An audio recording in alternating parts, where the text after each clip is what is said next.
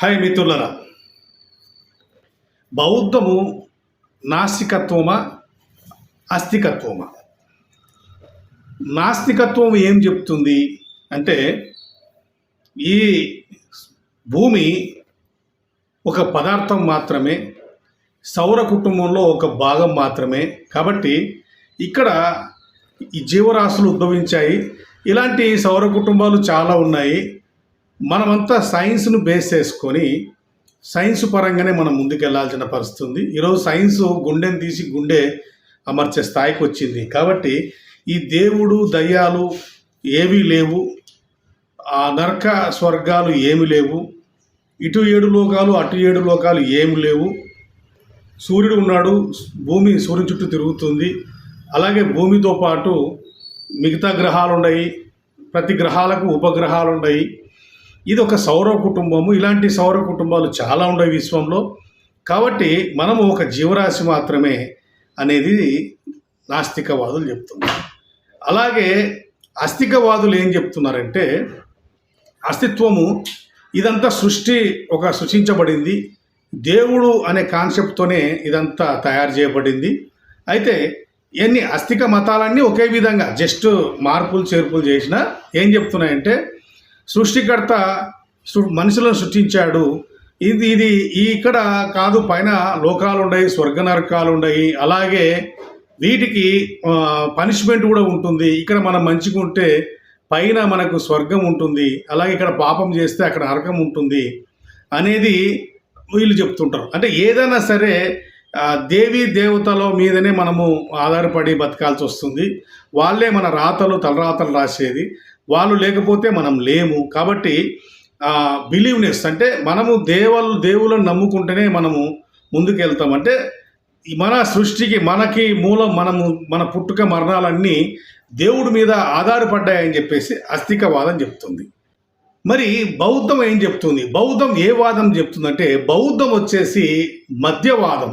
ఇట్లా నాస్తికత్వాన్ని ఆస్తికత్వాన్ని కాదనకుండా, అట్లని వాళ్ళని ఒప్పుకోకుండా చెప్పేదే మధ్యవాదం. ప్రజలతో మమేకమై ముందుకెళ్ళేదే బౌద్ధవాదం. బౌద్ధం ఏం చెప్తుందంటే, విగ్రహారాధన అంటే విగ్రహారాధన బౌద్ధంలో ఉంది.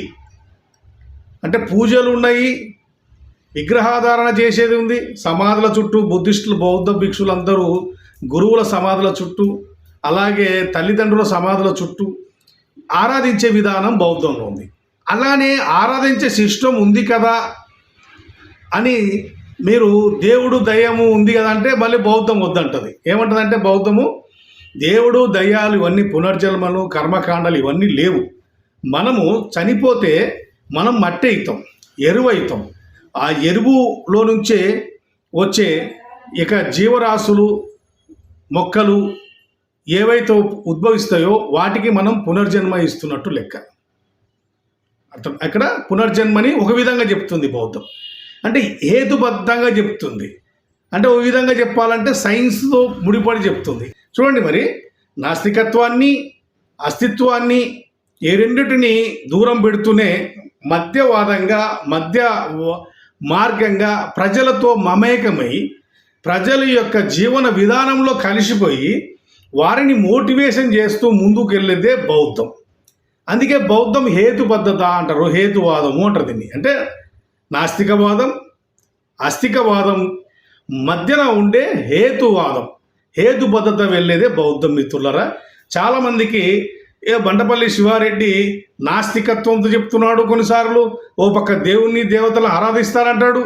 ఇక్కడ ఏంటిది ఇది కన్ఫ్యూజ్ చేసిన ప్రజల్ని అనేది నేను చెప్పేది కాదు, బౌద్ధం యొక్క విధానంని వెళ్తున్నా. సో బౌద్ధంలో విగ్రహాలకి ఏంది పూజించడము అనే మాట రావచ్చు. విగ్రహాలం అనేది ఒక సిస్టమ్. అది హీనయాన మహాయానం నుంచి విగ్రహ కల్చర్ వచ్చింది. హీనయానంలో చైత్య స్తూపాలకు పూజించేవాళ్ళు. ధైర్యవాదం అంతకన్నా ముందు స్తూపాలు అంటే ఏంటిది, దిమ్మలకు అంటే సమాధులకు చుట్టూ తిరిగేవాళ్ళు. తర్వాత చైత్య స్తూపాలు వచ్చాయి, తర్వాత విగ్రహాలు వచ్చాయి. అయితే విగ్రహాలు కూడా దేవీ దేవతలు కానే కాదు. ఆ కాలం నాటి రాజులు, ఆ కాలం నాటి రాణులు, ఆ కాలం నాటి గురువులు పెద్దలు వాళ్ళ విగ్రహాలని మందిరాలలో ఉంటాయి. అలాగే ఇప్పుడు చూస్తున్న మనము మందిరాలన్నీ మనం చూస్తున్న దేవాలయాలు కానే కాదు. అవన్నీ ఒకనాటి చిన్న స్థాయి కానించి ఎలిమెంటరీ స్కూల్ లెక్కేసుకుంటే ఎలిమెంటరీ స్కూల్ పాఠశాల, ఇంటర్మీడియట్కి సంబంధించిన జూనియర్ కాలేజీలు, డిగ్రీ కాలేజీలు, యూనివర్సిటీలు ఎట్లయితే ఉంటాయో అట్లా గ్రామ స్థాయిలో ఒక మాన్యుమెంటు, పట్టణ స్థాయిలో ఒక మాన్యుమెంటు, నగరం స్థాయిలో ఒక మాన్యుమెంట్లు పెద్ద పెద్ద, ఇప్పుడు నలంద యూనివర్సిటీ పెద్ద యూనివర్సిటీ, అలాంటివి అఖండ భారతంలో 16 యూనివర్సిటీలు ఉన్నాయి.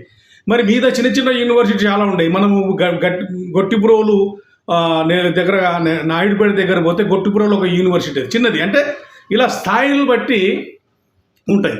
ఇవన్నీ యూనివర్సిటీలే. అలాగే విహారాలు అంటే పాఠశాలలు, యూనివర్సిటీలు పాఠశాలలు మనం చూసే ఇప్పుడు మందిరాలు చూస్తుంటే అన్ని శిల్పాలు ఉన్నాయి కదా. అంటే ఆ కాలంలో మామూలుగా 4 పిల్లర్లు లేపి గోడలు కట్టి సిమెంట్ ప్లాస్టింగ్ చేసేది కాదు.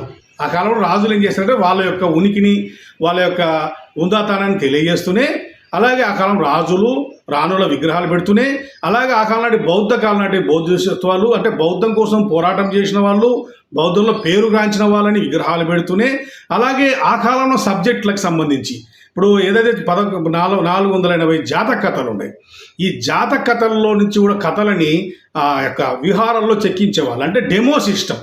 అంటే మామూలుగా యూనివర్సిటీలో పాఠశాల చదువుకోవడం ఒకటి, మనం ల్యాబ్లకు ఎట్లా వెళ్తామో అలా విగ్రహ శిల్పాలను చూపించుకుంటూ ఈ విగ్రహాలు ఈ కథకు సంబంధించి ఈ రాజు ఈ పలాని చరిత్ర గలవాడు, పలాని ఈ బోధిసత్వ పలాని బౌద్ధంలో ఒక స్థాయి అని చెప్పడానికి విగ్రహాలు నిర్మించేవాళ్ళు.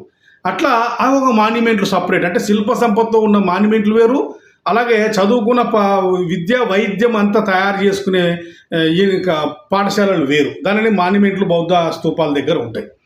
ఇలా అలాగే సైన్స్ చెప్పడానికి, సెక్సువల్గా సంబంధించిన సిలబస్ చెప్పడానికి కూడా కొన్ని ఉన్నాయి. అక్కడక్కడ మనకు బూత్ బొమ్మలతో కనపడుతుంటాయి. అంటే బూత్ బొమ్మలు, శిల్పాలు అవన్నీ కనపడితే అవన్నీ ఒక ఆ కాలం నాడే స్త్రీ పురుషుల యొక్క కలయిక గురించి ఒక నాలెడ్జి, అంటే సెక్సువల్ నాలెడ్జిని తెలియజేయడానికి ఆ కాలంలో శిల్పాలు చెక్కించారు. అంటే ఎంత చూడండి, మనము ఆ కాలంలో అంత నాలెడ్జ్గా ఉండే సిస్టమ్. అంటే బౌద్ధం ఏం చెప్తుంటే విగ్రహారాధనకి వ్యతిరేకం కాదు, విగ్రహారాధనకి అభూత కల్పనలు కల్పించి అంటే రాజుని దేవుని చేసేసి ఆయన మీకు వరాలు ఇస్తాడు అని చెప్పడం తప్పు. ఈరోజు అవలోకితేశ్వరుడే వెంకటేశ్వరుడు. మరి అవలోకితేశ్వరుడు ఎవరు అంటే సుఖితి యువరాజు. బుద్ధుడు కాకముందుకు రాజుగా ఉన్న రూపాన్ని అవలోకితేశ్వరుడు అంట. చాలా ఆయన పేరు మీద 108 పేర్లు వచ్చాయి అవలోకితేశ్వరుడు. ఆయన పేరు చాలా నిర్మాణాలు చెక్కించారు. కాబట్టి ఇవన్నీ విగ్రహాలు, మందిరాలు నిర్మిస్తారు. ఇప్పుడు అది కేవలము రాజుగా, యువరాజుగా ఆయనని ఆరాధించుకోవడానికి మాత్రమే పెట్టారు. ఆయన అద్భుత కల్పనలు, కలియుగ దైవము ఆయన వరాలు కల్పిస్తాడు అనేది ఆస్తికవాదుల వాదం.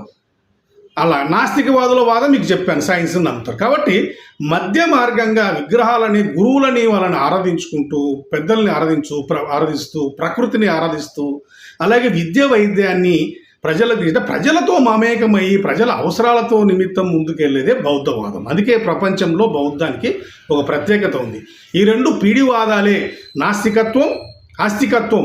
దేవుడు ఉన్నాడు అని ఆస్తికత్వం అంటే, లేడు అని నాస్తికత్వం ఉంటుంది. నువ్వు చూపి అంటాడు, నువ్వు చూపి, దేవుడు ఉన్నాడని నువ్వు చూపి అంటే, లేడని నువ్వు చూపి అంటావు. నువ్వు చూపి ఇదే వాదన ఉంటుంది. చూపించుకోవడానికే సమయం గడిచిపోతుంది. చాలామంది దీని మీద డిబేట్లు పెట్టుకొని ఛానల్స్ అవి ఇలా కాంట్రవర్సీ వీడియోలు చేసుకొని ఒకరి నుంచి ఒకరు తిట్టుకొని అదేదో వ్యూస్ చేసుకొని లాస్ట్కి ఏం తేలుతుందంటే ఇద్దరి మధ్యన పోస్తే పచ్చిగడ్డేస్తే బగ్గుమన్నట్టు ఒక వాదాన్ని క్రియేట్ చేసి, ఒక ఫైర్ని క్రియేట్ చేసి ప్రజల మధ్యన ద్వేషం నింపడం తప్పితే ఇంకొకటి లేదు.